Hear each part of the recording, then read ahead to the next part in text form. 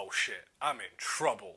This is bad because the only time I ever saw him around those times is when I was in like something bad had happened and I did something wrong. So obviously, I straight away I thought, oh, hang on, it's not focused. Hello, focus up, man. Oh, this is computer. Is that better? Alright. Sorry about that. Camera started going out of focus. So anyway, I say to so anyway, like I said, my dad was there, so I was like, oh, this is bad. But I don't understand. My cousin said he wasn't gonna say anything, right? So then I'm like, oh, it's cool. I can still lie to my dad. It'll be fine. Blah blah blah. And my sister sees me and she goes, yeah, don't even try it. Don't even try it. I already told him that we were smoking. And that pissed me off because my sister snitched, like, well, not snitched on her. She gave herself up. She told the truth. But in turn, she ended up snitching on me. She didn't even give me the chance to lie for myself. Just at least give me my freedom, right? She didn't do that. She just snitched. I swear to God, I'll never forgive her for that. But she ended up, telling her dad everything. And I was like, oh, well, there's no point. There's nothing else I can do, right? And I do actually remember when I did wake up and see my dad, I remember just be like trying to slowly close my eyes. Hopefully he didn't see me and goes, oh, you okay, so you're awake now. Anyway, as you guys probably guessed, we got the beating of the century, bro. I mean, he tore my, he whooped our, he whooped our asses. Bad. But anyway, that went past and, obviously a couple of weeks after, it's still a little weird, but, it went away. And then fast forward, when I was in year 11, right? I think when we first got caught, I think I was in like year 10 or something. So fast forward until we're in year 11, it was before school, there's these two girls, right? And they were smoking weed. So I was like, you know what, let me give them a cigarette and then that will bring me in. That's like my buy-in to smoke this joint, right? And so we smoke it, and after that, loads of other people came. They were smoking weed, blah blah blah, whatever. We went into school. One of the girls greened all over the assembly hall. And anyone who doesn't know what's greening, it's like when you smoke too much weed and you just throw up. Like you just can't handle it, you throw up. And everyone knew. The teachers found out she greened. She snitched us all up. But here's the thing, she didn't snitch everyone up. She just snitched the other two girls and me that were there. All the other guys that came in later was smoking weed. Didn't say a word about them, just me and the other two girls. So the girl that brought it in, she got excluded, right? I got excluded for a week. I remember I tried to play innocent at first, but I knew, teachers, they know these things, right? So, but one of the things that saved me was my mum. Anyone who has an African mum, for some reason they change their number all the time. So on the school system, it wasn't the updated number. And I'm glad it did, because I don't know, is it just me or does the schools just make it so much worse than it actually is? Like obviously I smoked some weed, I'm getting excluded for 1 week for it. The schools would be like, oh, your son was part of a drug operation. I mean, he was looking like to 25 to 30 years in prison, blah, blah. They just blow it all out of proportion. But anyway, back to my story. It wasn't an up-to-date number, so I was like, you know what, miss? Let me do it. Let me tell my mom. And she goes, that's very brave of you, man. That's grown up with you, taking responsibility and telling her yourself. So I was like, okay. Yo, when I tell you this was the longest walk home ever, I'm not even exaggerating. I was walking home with my boy Julius and my boy Nathan, right? And Nathan, he was understanding, right? He was like, oh, you're probably thinking about worst case scenarios. Because both of them had been excluded before.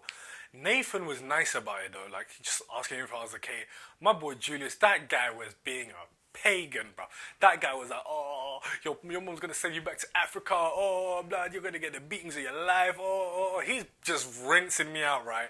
And it's the worst because, you're thinking, I'm thinking, how am I going to tell her? How is she going to react? And this guy's just taking a piss. But anyway, like I said, my boy Nathan was like, just calm down, just breathe, and just tell her, blah, blah, blah. Anyway, once we get down to Strood, Nathan goes home. Like, he takes a left down the road, heads home. But I'm stuck with Julius until we get over Rochester Bridge, right? So he's just rinsing me. He's like, I know how you feel, bro. Your ass is tight. You think you're gonna shit yourself? Oh my day, it's gonna be bad. It's gonna be bad. I'm like, oh Julius, bro, just don't, bro. Just leave me alone, man. Honestly, I'm so glad that Julius had to go like after Rochester Bridge we got our separate ways because he was gonna make me break down and cry in front of Rochester High Street if he continued walking with me, man. I was just overwhelmed with emotion. So I get home, right, and you know that like that tense feeling, like I put the key in the door. I'm like, oh my god, bro. I start hyperventilating. I start sweating. I look in the room.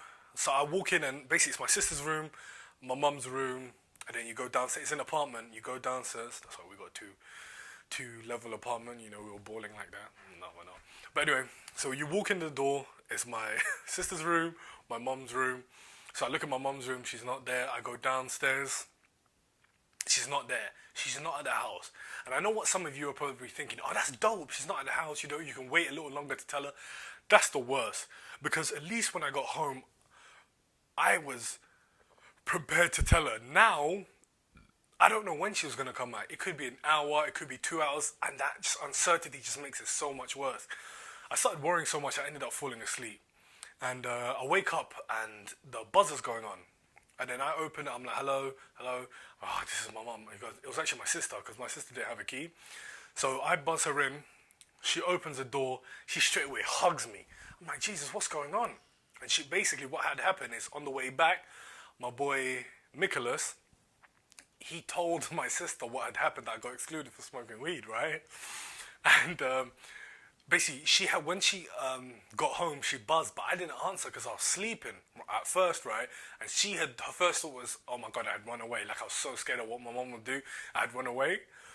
So she was just talking to me. He's like, oh, you're so stupid. Why are you gonna do this? Blah blah blah. And then the time come. My mom came home. I remember, basically, okay, I'm gonna try and say this without like laughing, but I remember sitting her down, right, and I'm like, yo, I'm holding her hand, right. I'm like, Mom, you never guess what happened.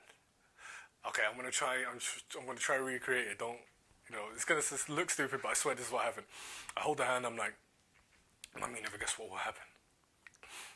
I was trying to impress these girls, and so I thought if I smoke weed with them, it will impress them. She goes, what's going on? Huh? Stop crying. Tell me what's going on. So I'm like, I got excluded. So basically, at the end, I'm telling her I got excluded for smoking weed. She goes, I'm not even sure what she did next. Like, I genuinely can't remember what she did next. I don't know if she hit me or I don't know what happened. I doubt she hit me, but like, I genuinely don't even remember what her reaction was. All I remember was one thing I did. She told me to kneel down on the floor, right, and hold my arms out like this, right, just straight out, and it doesn't seem too bad, does it? But do it for a couple minutes to like nearly an hour. Your arms are aching, bro. Honestly, it was like the worst week of exclusion ever, man. I remember she used to work night shift, so I used to cook her like a fried egg sandwich every day just to like, hopefully like she'll be nice to me and stuff. But anyone knows who've been excluded, after, you've been excluded, you have to come in with your parent for like a re-entry, like a meeting or whatever. And then this was the head of Trafalgar, because this is when I was at Shrewd Academy and I was in the Trafalgar building. And the head of Trafalgar, he had to do my re-entry meeting after my exclusion. And I remember they were just talking about, you shouldn't do this, blah, blah, blah, blah, blah, blah. And here's how much my mom just does not give a fuck. She tells the head of Trafalgar that she made me do that arm thing. And then I swear, he goes, yeah, I don't think you should tell me that. I don't think you should tell me that. He was so shook on my mom. He was just like, no, please just don't tell me that. Please just don't tell me that. But then I remember, one of the, okay, getting excluded is not fun. But one of the things I did like about coming back from exclusion is it was English class, right? And when I walked in, all my boys, Dean and all that, they were like, oh, blood, Alan's back. I was like, yeah, what's up? I was like, oh, what's up? we just pretty much just talk about what happened, and then everyone was like, "Oh, that girl, she only snitched on me and those other two girls, but there was so much other people, blah blah blah." Anyway,